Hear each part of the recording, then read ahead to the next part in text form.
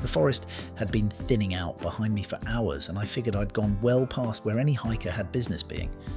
My map was old, the kind that had edges soft from folding, and it didn't show the narrow game trail I'd been following since morning. I wasn't lost, not yet, but I was in that grey area where the only way to know you're off track is when you stop hearing the sounds you expect. No birds, no wind, just the crunch of my boots on pine needles and the low creak of pack straps. I told myself I'd turn back soon, but then I caught sight of a faint column of smoke rising behind a ridge. Smoke meant fire, and fire meant people. When I topped the ridge, the valley opened up below me, a patchwork of gardens, hand-built cabins, and what looked like a small sawmill by a stream. No power lines, no roads. A dozen figures were working in the fields, all wearing simple linen clothes the colour of dust. It looked like something out of another century. My first thought was that I'd stumbled into one of those intentional communities you sometimes hear about, folks tired of the world who decided to build their own. I waved, and a tall man with a thick beard and a sun-bleached straw hat waved back, calling out for me to come down. They greeted me like a neighbour returning from a long trip. "You must be hungry," the bearded man said, and before I could answer, someone pressed a mug of warm cider into my hands. I was introduced to a dozen names I immediately forgot: Eli, Ruth, Mara, something like Amos, and soon found myself seated at a long table outside one of the larger cabins. The food was simple but hearty: baked bread, stew, thick with root vegetables, and honey from their own hives. Everyone was polite, cheerful even, though they all carried that same serene stillness you sometimes see in old photographs. I asked how they managed to live out here without running into hikers or rangers. The bearded man, Eli I remembered, smiled and said, "We prefer to stay unseen. The world has its sickness and we have our peace." His tone wasn't unfriendly, but it ended the conversation. Still, I couldn't shake the feeling of stepping into a secret. When night fell, they gave me a place in an empty cabin. The air smelled of smoke and wild mint from the dried bundles hanging over the rafters. Through the cracks in the shutters, I saw lanterns flickering in the square and heard voices rise in what sounded like a hymn, soft, slow, and full of strange harmony. The words were old, or maybe just made up, but they carried something heavy beneath them. I lay back on the straw mattress, telling myself I'd leave in the morning. Yet, as the last note faded into the trees, I wasn't sure if I believed it. Morning came, with the smell of bread baking and smoke curling through the gaps in my window. When I stepped outside, the whole settlement was already alive with motion. Children were hauling buckets from the stream, women tending, gardens in perfect rows, and a few men were sawing logs with slow, steady rhythm. It struck me how quiet it all was. No idle chatter, no laughter, just the steady murmur of work. Eli found me soon after, carrying a clay mug of tea. "You sleep well?" he asked. I nodded and thanked him, though something about his calm made me uneasy. "Good," he said. "Guests are rare. The path brought you here for a reason." That phrase, "the path," caught my attention. "The path?" I asked, pretending curiosity rather than concern. Eli smiled like a patient teacher. "We all walk it, though few know its name. Out there," he said, nodding toward the forest, "the world has forgotten how to listen. Here, we remember." Then, before I could ask more, he handed me a hoe and motioned toward a row of carrots. "You'll earn your supper faster if you help." I worked beside a woman named Ruth, who seemed kind enough, but spoke little. When she did, her words carried that same rhythm as Eli's, gentle but rehearsed. "You'll feel lighter soon," she told me, wiping her brow. "The path frees you from noise. You'll see." I smiled politely, but inside I was counting distances. How far the ridge was, how much daylight I'd need to reach it again. At lunch, the entire community gathered at the long table. No one began eating until Eli raised his hand and spoke a slow, deliberate blessing. Everyone repeated it in unison. I joined in quietly, mouthing words I didn't understand. When the meal ended, I reached for my pack, saying I should be moving on before dusk. That's when the mood shifted. So slightly, I almost missed it. Eli's smile didn't fade, but it stopped feeling friendly. "The forest changes after dark," he said softly. "It's easy to lose the way. Best to stay until morning. We'll see you off then." His tone was gentle, but final. A few heads nodded around the table, eyes fixed on me like they were waiting for agreement. I forced a grin and said, "Sure, that makes sense." That night, I didn't sleep much. Through the walls, I heard faint footsteps outside my door, slow, deliberate pacing.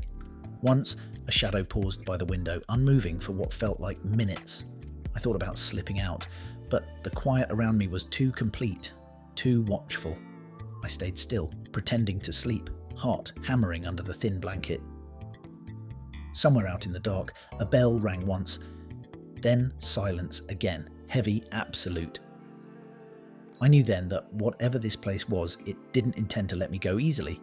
At first light, I decided I'd test their promise, see if they'd really see me off, as Eli claimed. The village was already awake, though the sky still held that cold grey before sunrise. Smoke rose from the communal oven, and the smell of ash bread carried across the clearing. A young boy was chopping wood near my cabin, and when I asked him which way the ridge lay, he froze mid-swing, then pointed silently toward the gardens. "You should talk to Eli first," he murmured. Eli found me soon after, as though he'd been waiting. He wore the same expression, kind, unreadable. "Leaving so soon?" he asked, setting down a wicker basket full of potatoes. "I've stayed longer than I meant to," I said, trying to keep my tone light. "It's been a real kindness, but I should get back to the trail." His eyes lingered on me, and for a moment I thought he might just nod and wish me well. But then he said, "There are no trails here, not anymore." The words hung there between us. My pulse quickened. "I came on one," I said, "through the birches, Northridge." Eli smiled thinly. "Paths appear to those who need them and vanish once they've served their purpose. Perhaps you're meant to stay a while longer. The path hasn't released you yet." It was all I could do not to laugh out of sheer unease. Around us, a few others had stopped their work, watching from the corners of their eyes. Their faces were calm, but their attention sharp as glass. I told him I'd walk the ridge myself, just to make sure I wasn't lost, but he laid a hand on my shoulder, firm as iron. "You'll rest today," he said. "We'll speak again this evening." He walked away before I could argue, leaving me with the faint echo of his bare feet on the packed earth. For a long time, I stood there, pretending to study the sky. Then, slowly, I drifted toward the edge of the gardens, where the tree line began. My plan was simple: slip into the woods, mark the direction of the sun, and move fast. But when I stepped between the first two pines, I saw something that stopped me cold. Strung between the trees was a thin cord of woven grass, almost invisible, except for the dew clinging to it. Every 20 feet or so, a small wooden charm dangled from the line, each carved with the same looping symbol like an eye crossed with roots. It ran the full length of the clearing, circling the entire settlement like a boundary. Beyond it, the woods looked darker, denser. I thought about stepping over the cord, but as I reached out, I heard a voice behind me, Ruth's. "You shouldn't cross," she said softly. "Not until you're ready. The path guards its own." Her eyes weren't angry, they were mournful, and that, more than anything, made my stomach twist. Ruth's words hung in the still air, carried on the faint hum of bees from the hives near the edge of the field. I turned to her, trying to keep my voice even. "I appreciate your concern," I said, "but I've hiked worse terrain than this. I just want to get back to the road." She shook her head gently, almost like a mother chiding a restless child. "There is no road," she whispered. "Only the path, and those who stray from it lose themselves." Her tone wasn't threatening, but her eyes flicked toward the central square where Eli was speaking with two men. I caught their glance in our direction. Ruth's expression tightened. "Please," she said, barely moving her lips. "Don't run. They'll follow. Just wait for night." Then she turned and walked back toward the gardens, leaving me with that single, heavy word: wait. I forced myself to move casually through the rest of the day, pretending to help with chores. Every so often, someone would check on me, offering water, asking if I'd eaten, always smiling, always watching.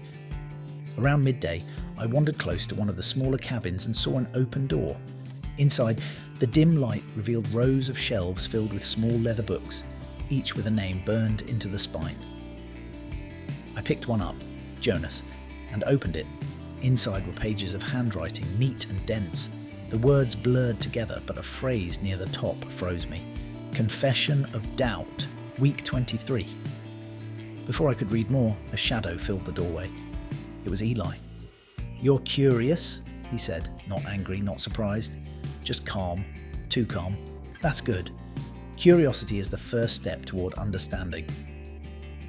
He reached out a hand, and I handed him the book. "Every soul must unburden itself," he continued. "In the world beyond, men confess to strangers or hide their guilt. Here we give it to the path." He replaced the book on the shelf and looked at me with something almost like pity. "Tonight, we share the circle. You'll see what binds us."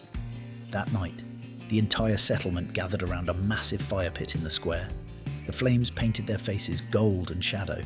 Eli stood at the center, arms raised, his voice low and rhythmic as he spoke words that rolled like scripture. The others murmured in response, their voices rising and falling together. I sat near the back, heart pounding. Then, one by one, people stepped forward, speaking aloud confessions, sins, fears, moments of doubt, followed by murmured forgiveness from the group. When it came to Ruth's turn, her voice trembled. "I felt the urge to leave," she said. "Forgive me for hearing the world." Eli placed a hand on her head. "The path forgives," he said, and the crowd echoed him softly. I felt every eye shift toward me next, waiting. "Your turn, traveller," Eli said, smiling. "Tell us what you've done." The fire popped, sending a plume of sparks swirling into the night. Every face around me was bathed in its glow, eyes wide, eager, hungry for my confession. My throat went dry. I could have played along, I thought, said something harmless, something to satisfy them, but the silence was so thick I could feel it pressing on me. Eli's smile didn't falter. "Go on," he said. "The path listens." I took a slow breath, steadying my voice. "I'm sorry," I said. I don't belong here. I was just passing through. I didn't mean to intrude." For a heartbeat, I thought it might work. Then Eli's expression hardened. "Every soul is led here for a reason," he said, and the crowd repeated his words in one eerie, perfect chorus. "The path chooses." Before I could respond, two men stepped behind me, their hands firm on my shoulders. "The world makes liars of us all," Eli continued, "but the path burns away deceit." The fire crackled louder, almost in rhythm with his words. I twisted, trying to stand, but their grip tightened. That's when I saw Ruth, standing near the edge of the circle, her face pale, eyes darting toward the woods. Eli raised a hand. "Tomorrow," he said, "our guest will begin anew. The path will cleanse him." Cheers rose around me, rhythmic claps and chants echoing into the forest. I met Ruth's eyes one last time before she looked away. I didn't know what cleansing meant, but every instinct screamed that I couldn't stay to find out. They brought me back to my cabin, posted one man by the door. Through the cracks I watched the fire still glowing in the square. I waited, counting the breaths between the guards' footsteps. At last, sometime after midnight, I heard a soft scrape, the latch lifting.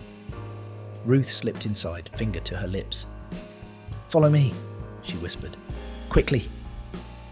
We moved through the shadows, silent as ghosts, past the gardens, past the boundary line where those strange woven charms swayed in the breeze. "Step over," she said. "Don't look back." I did, and for a moment the air felt thick, charged, as though the very forest resisted me. Then it broke, and the sound of night returned. The crickets, the rustle of wind through pine. When I turned, Ruth was gone. Only the faint outline of the commune flickered between the trees, the fire still burning. I didn't stop moving until dawn painted the ridges gold. By the time I reached the trailhead, My compass was spinning uselessly in circles. Weeks later, when I told a ranger what I'd seen, he just frowned. "There's nothing out there," he said. "No settlement, no structures, just wilderness." But sometimes, when I'm alone in the woods and the wind shifts, I catch a faint scent of smoke and hear distant voices humming a hymn I'll never forget. Reflection. Out there in the deep woods, it's easy to forget where the world ends and something older begins. Maybe that's what the path really was. A warning about the price of going too far, of crossing unseen lines. Some places don't want to be found, and if you do find them, best make sure they don't find you back.